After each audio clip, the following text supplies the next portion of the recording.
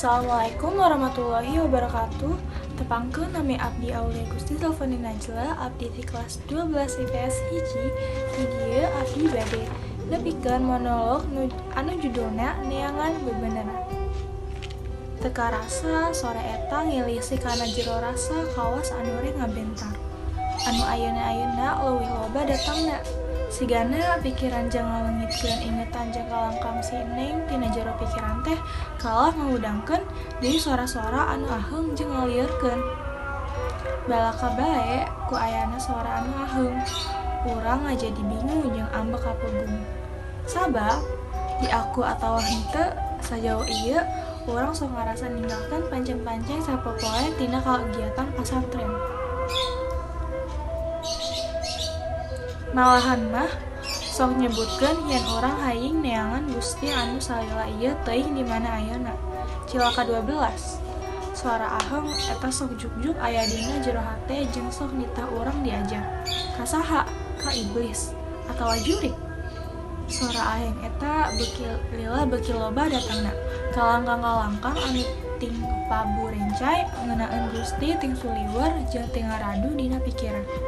Malahan himpleng jauh kana carita hanuman anu masih leutik keneh bias karusia alam jeung sagala eusina.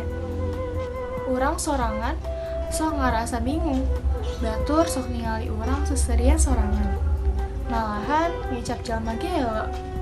Tapi teu masalah. Eta mah mangrupa ekspresi diri tina pikiran anu ngaganggu. Padahal mah ngan yang sadikeun mobil jeung motor anu kacirina lucu. Teka rasa sira asa ngoleang. Suara ting ngajarerit kadenge ti mana-mana. Getih ting bayabah. Leng teu inget. Tapi jo aya lalaki kolot nyamperkeun manehna. Datang tuluy salam. Dina jero eta mimpi urang di bejaan. Yen saha Gusti anu bener. Manehna nembongkeun kumaha siksa manusia anu mengpar jeung milampah jalan anu salah. Manehna mere pepejah sali. Yen salila urang di alam dunia kudu turut jeung cunduk kana parentah Allah jeung Al-Qur'an. Suara anu ngaji kadenge raung dina ceulik saeutik-saeutik mata muka tuluy nolong anu ngaji. Si kemet bentak. Suara gorowok eta teu salah. Teka rasa kacilakaan eta mawa jalan kana kabeneran. Ayeuna mah geus ngarti. Salat tara ditinggal jeung sakabeh ibadah dilakonan jeung suara dina pikiran saeutik-saeutik ngalungit.